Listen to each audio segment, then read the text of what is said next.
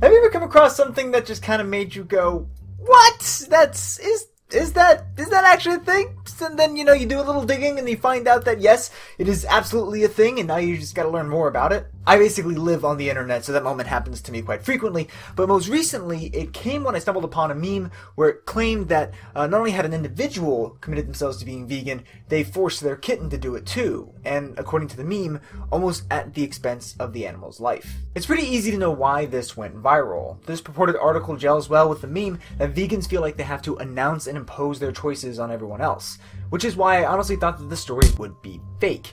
If you remember the video I made about fake news a little while back, it works by presenting information that coheres with the most extreme conception that we hold about people and things. The information doesn't have to be right, it just has to sound right. The tendency for us to not critically examine things that agree with our predispositions, take it from there. People believe that vegans are opinionated and unreasonably pushy in their dietary preferences, so it follows that they would even force it upon their pets. It just seems like the next logical stop in the chain. Although I feel like I should point out that the vast preponderance of people, vegan or otherwise, just, let you be you. In fact, anecdotally, I've seen more people trying to passionately explain why they and everyone else should be omnivores than I've seen vegans do it. But, hey, that's the meme. So I did some digging, and while I can't verify this particular story with 100% accuracy, it turns out that people foisting vegetarianism and veganism on their animals is very much a thing. There's vegan pet foods, forums asking for help converting their pets' diets, and this news article from 2018 about a British man who forced his cat to go on a vegan diet. As a quick sidebar, is it just me, or is British man like the European version of Florida man? European viewers, let me know down in the comments, because man, as a man who lives in Florida, it'd be nice to have someone to commiserate with. Anyway, so it turns out that yes, not only is this a thing, but there's actually a couple of recent scientific articles investigating it. So today we're going to look at how many pet owners make their animals go vegan or vegetarian, and what appears to be their motivations. Before getting into it, just a quick disclaimer. If you are considering putting your animal on a vegan or vegetarian diet, please check with your vet about their nutritional needs. As intimated by this clip of Futurama with, the emaciated lions being only fed tofu, cats are obligate carnivores. Dogs could be vegan in theory, but they have totally different nutritional needs than humans do, so you would need to ask your vet to make sure that you're actually feeding them the right stuff. Trust the medical professionals is basically all I'm saying here. Alright, so now into the social science. In an article published in PLOS One, researchers sent an online survey to a convenient sample of about 3,600 pet owners. Although mostly from the United States, their sample included people from at least 6 other countries as well. In it, they asked vegetarians, vegans, pescatarians, and omnivores if they fed their pets a vegetarian or vegan diet. If any of you guys were watching and have suddenly felt your rage meter rise at the thought that this is a common phenomenon, you can go ahead and release those feelings. The survey found that only 1.6% of those polled said that they fed their pets a meat-free diet. In addition, among that 1.6%, it was more frequently seen with dog owners than with cat owners. So all around, this isn't affecting that many animals, or, at least dogs and cats, which were the companion animals that this survey looked at specifically. Other animals, like ferrets or rats or anything like that, that was remained to be seen. As you can imagine, though, those numbers differed pretty dramatically depending on the diets of the respondents. No omnivorous or pescatarian owners claimed that they gave their pets a vegetarian or vegan diet, and only a couple of vegetarians said so. Virtually all the people who did were vegans. 28% of vegans polled said that they gave their pets exclusively vegan diets. That's an appreciable percentage, but it's still not the majority. Interestingly though, nearly 80% of vegans said that they would give their pets a vegan diet, but would only do so if they had evidence that such diets are nutritionally viable. But vegans weren't alone in that. Over 20% of omnivorous people said that they would feed their pets a plant-based diet if they felt that it was healthier, more nutritious, and if it had vet approval. To understand the motivations of the 1.6% of people polled who make this decision, we can look at another study published in the journal Appetite in 2013.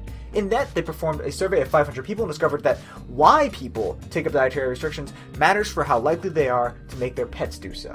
People who went vegetarian or vegan for health reasons, such as to lower the risk of heart disease, were not likely to make their pets join them.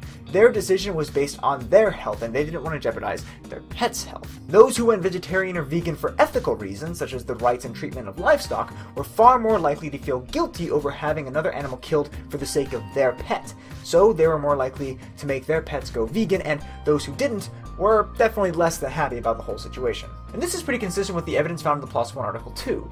Not only did they run a survey, they run what was called a logistic regression in order to find out what factors make people more likely to make the jump to have their pets go vegan or vegetarian. And it turns out that feeling that vegan or vegetarian diets are unnatural significantly decreases the odds that they would make their pets do so.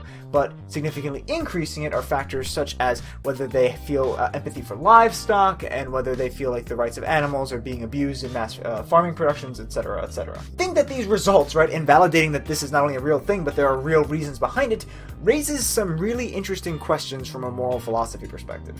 One of the many ethical reasons vegans make their dietary choice is rooted in the fact that we don't need to eat meat in order to survive. Our bodies may have evolved to handle omnivorous diet, but there is actually no scientific consensus over what one best diet is. Sorry, paleo, keto, Mediterranean, or all the other dieters out there. As long as you get all your essential nutrients, you can eat a totally plant-based diet, and you're probably going to be fine. But our animals, however, have far more strict dietary considerations. So then are our dogs exempt from our ethical obligations? Do we get a free pass to commit what we otherwise deem to be a cruel act in order to take care of our companion animals? To what extent is it acceptable to foist our moral decisions on the animal world, to make species comport with what we feel is right or wrong?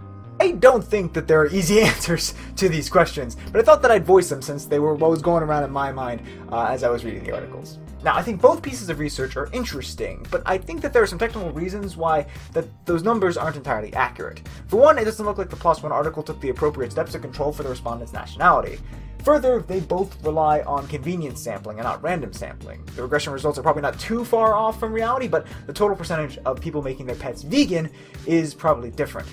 Honestly, probably a lot lower than the 1.6% that the survey suggests, especially because they have an oversampling of vegans compared to the population at large. There are some other technical things involved, but while we should take the specific numbers with a grain of salt, it turns out that people do actually feed their pets vegan diets, although not enough that most people do so, or even most vegans. Curious to see what you guys think about all of this. This is one of those articles that I was reading, and I was just thinking to myself, God, there's no way that I'm not going to be talking about this, right? So I'd love to see what you're thinking about this, what you're thinking in general, or, topics for future videos down in the comment section below. Looking forward to reading all of them and answering a few in the next office hours. Special thanks to those supporting Professor Politics on Patreon, and I'd like to give a special shout out to Research Assistant Sam Deely. Patrons get exclusive content, early content, and shout outs, so if you'd like to help out, you can click the link down in the doobly-doo or at the end of the video.